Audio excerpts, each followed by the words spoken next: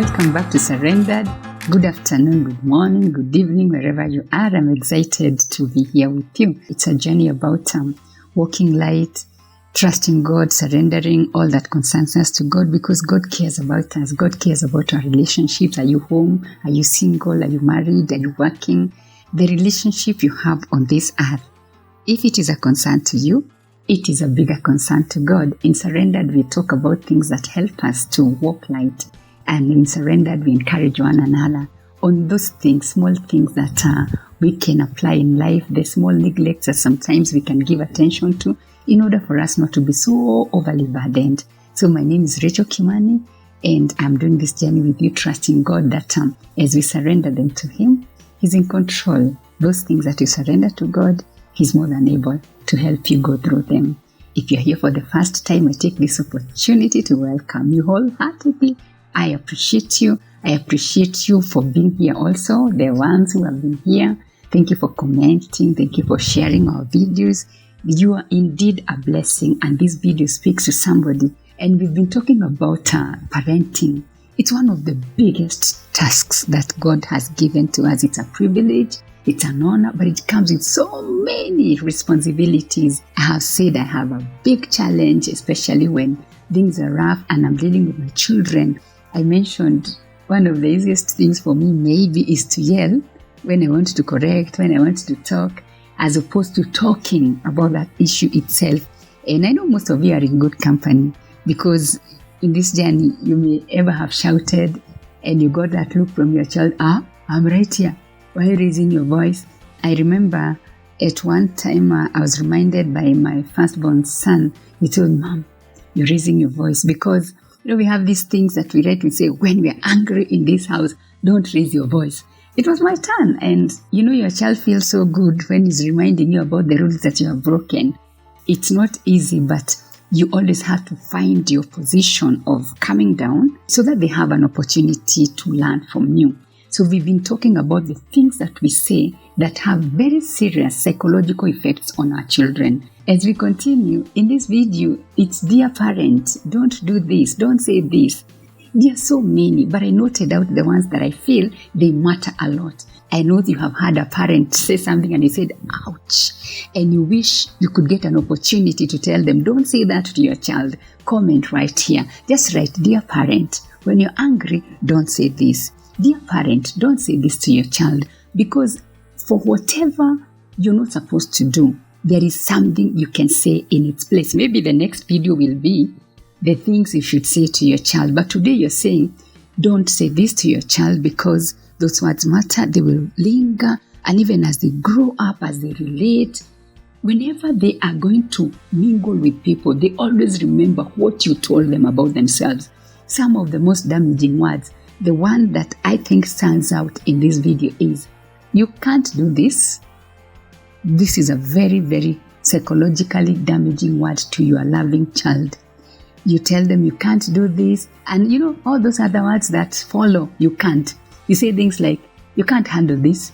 You're incapable of being disciplined. You can't just handle that. You're too young for that liberty. You're too young for trust. One of the things I have seen, when your child loves you, they become speechless when you're saying such things. They look at you, they're disappointed. Why would you want to tell your child, you can't do that, you're not meant for that? They go make a mistake somewhere, and you're the first person actually to show your limitation of believing them. I think in every fear that you have, there is a belief. If you believe your child can't do something, most probably you're the one who carries that fear, because you're unable to do that. Even your child can't. Don't tell your child things like, you are incapable of performing. You're incapable of being good. Don't break your child's spirit. Those words which are cruel and harsh and mean, they break the spirit. And once your child's spirit is broken, even when they go outside there, even if the whole world is praising them, they just keep on remembering their mother's words. Especially as moms, we have words. And we can talk and we can say many things. So don't tell them you can't. Train yourself to know, God gave me this child.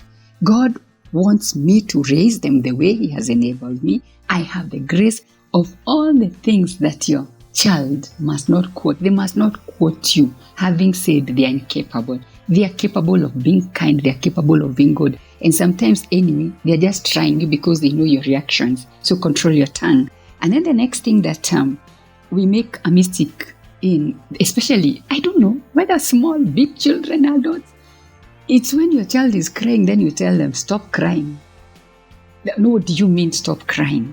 This one happens outside, but because we're talking even about children, I've had it. When someone is sad, maybe they are even bereaved, and you rush to them, tell them, stop crying, it will be well. We do this to our children. They have fallen, or they have made a fool out of themselves. They are embarrassed, they are sad, they're emotionally down, and you're the first person to tell them, stop crying. Worse enough is when you tell your daughter, big girls don't cry, or you're a man, don't show emotion. When you make your children hold back their emotions, you're telling them they are not made for the world. Maybe you think you're helping them, but you're actually telling them they are not yet ready. They are not ready to face your world. And do you realize you're not raising them for yourself, you're raising them for the world, but you're shielding them from entering into their world? Man, you live in this world. You have survived in this world. We get into problems. We cry. When they're at it, don't ask them, why are you crying? Sometimes you have had that a scuffle with them. You have not had a good moment, and the best way that your child does is maybe they go, they cry. Even you cry. When somebody crushes your spirit, whether your friend, whether your boss or anyone, you have moments of crying. And sometimes when somebody asks you, why are you crying? You don't know why you're crying. Sometimes I've cried and I don't have a proper answer. Really, yeah. I have cried and I'm thinking, what answer can I give you? Maybe I'm feeling low. Maybe I'm feeling you're unfair. Maybe I'm feeling helpless. But don't tell somebody, don't cry, stop crying. Big people don't cry, or you deserve it. Those are things that you must avoid. Don't tell them that. Their emotions matter. And as they let them out, they are growing up just to be like you. And another thing that you don't do, don't tell your child, I don't have time. I am busy. It's true you're busy. Could you look for another way of letting your child know when you have allocated maybe some time to be there for them? In parenting, we say the word love is also spelled as time. LOVE is also spelled as TIME. The time you give to your child matters more than the things you do for them.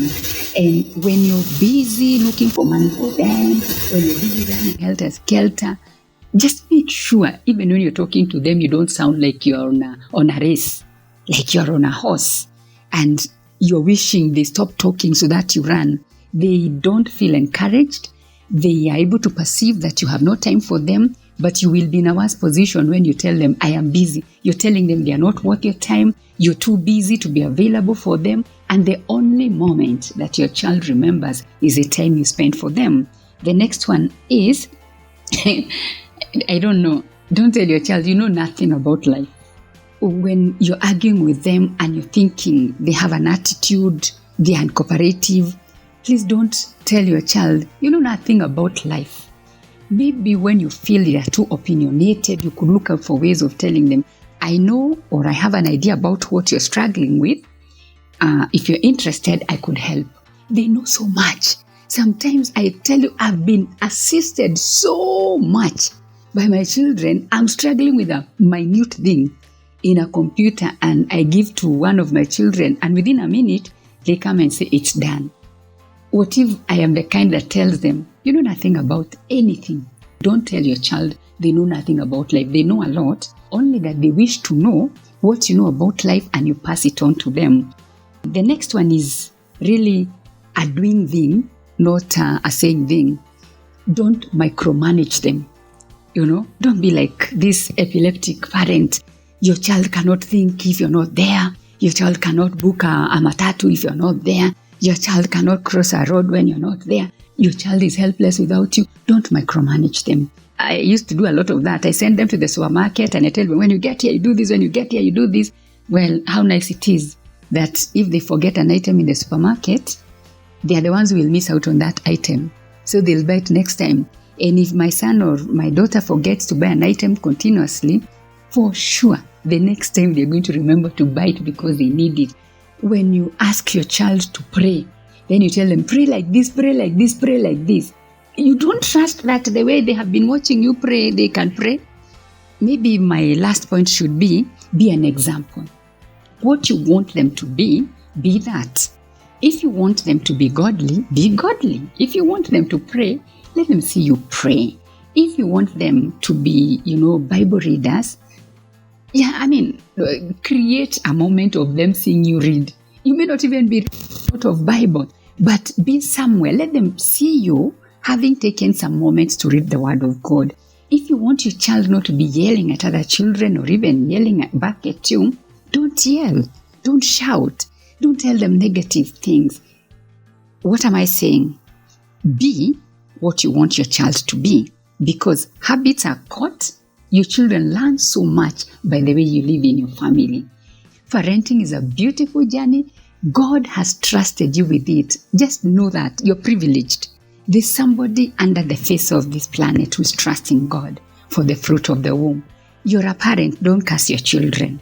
In your worst moment, don't curse them. And just keep on remembering your relationship in parenting journey matters to the Lord. When things are tough, surrender them to God. And for now, kindly continue to share these videos. Particularly in this video, I want to request you to just write something to a parent who is struggling with words. And you tell them, dear parent, don't say this. You fill in the blanks. What are the things that we say that discourage children? Write them here. Let's continue to walk in this journey in a light way. Enjoy a surrendered life. Bye-bye and God bless you.